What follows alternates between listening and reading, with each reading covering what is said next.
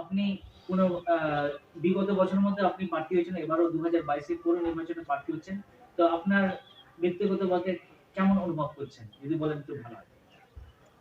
যারা পৌরসভায় প্রথম দাঁড়িয়েছে তাদের কাছে পৌর নির্বাচনের টিকিট পাওয়াটা অনুভূতির ব্যাপার, কিন্তু আপনারা জানেন আমি 2005 সাল থেকে নির্বাচনে প্রতিদ্বন্দ্বিতা করছি এবং জনপ্রতিনিধি রয়েছি।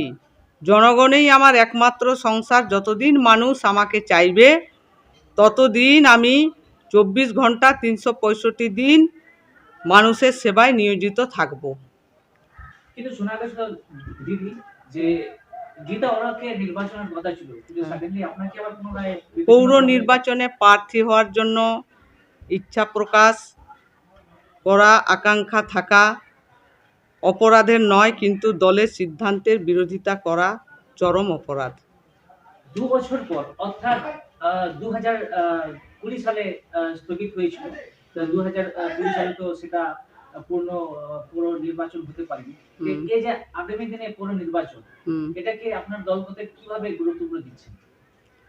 আপনারা জানেন আমাদের দলের নাম তৃণমূল কংগ্রেস, নেত্রীর নাম মমতা বন্দ্যোপাধ্যায়। সরকারি উন্নয়নের বিভিন্ন প্রকল্পকে তৃণমূল স্তরে সাধারণ মানুষের কাছে পৌঁছে দেওয়ার জন্য আমাদের দল অঙ্গীকারবদ্ধ, স্বচ্ছ এবং সংবেদনশীল। পৌর প্রশাসনের স্বার্থে তৃণমূল কংগ্রেস প্রতিশ্রুতিবদ্ধ।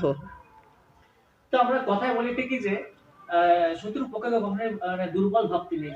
এই পরিস্থিতিতে এই অনুপাতে সমস্ত বিরোধী দলগুলোকে কতখানি শক্তিশালী বলে মনে হয় আপনার? আমরা 1 নম্বরে রয়েছি। যে 2 নম্বর 3 নম্বরে হবে তাদেরকে বলুন ঠিক করে নিতে।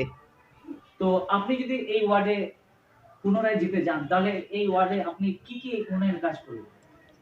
আমি 8 নম্বর ওয়ার্ডের সর্বস্তর মানুষের নাগরিক অধিকার সুনিশ্চিত করতে চাই এবং উন্নয়নের নাগরিকদেরকে অংশগ্রহণ সুনিশ্চিত করতে আমি প্রতিশ্রুতিবদ্ধ।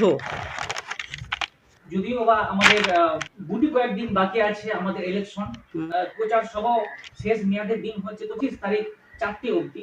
এই কম সময়ের মধ্যে আপনি আপনার ওয়ার্ডের জনগণদের কি বার্তা দিতে চাইছেন? কল্যাণী পৌরসভার নির্বাচনে 8 নম্বর ওয়ার্ডের সর্বস্তর নাগরিকরা যেভাবে আমাকে তাদের ঘরের মেয়ের হিসাবে স্বীকৃতি দিয়েছে এবং আশীর্বাদ দিয়েছে, আমি শুধু তাদের কাছে প্রতিশ্রুতিবদ্ধ আমি 8 নম্বর ওয়ার্ড পরিচালনার ক্ষেত্রে নাগরিক স্বার্থকেই চূড়ান্ত মর্যাদা দেব, কোনো ব্যক্তি স্বার্থকে নয়। সমস্ত নাগরিককে আমি বলবো যে আমাদের তৃণমূল কংগ্রেসের যেটা চিহ্ন জোড়া ফুল, তার উপরে ভোট দিয়ে জয়যুক্ত করার জন্য। নমস্কার, ভালো থাকবেন, সুস্থ থাকবেন।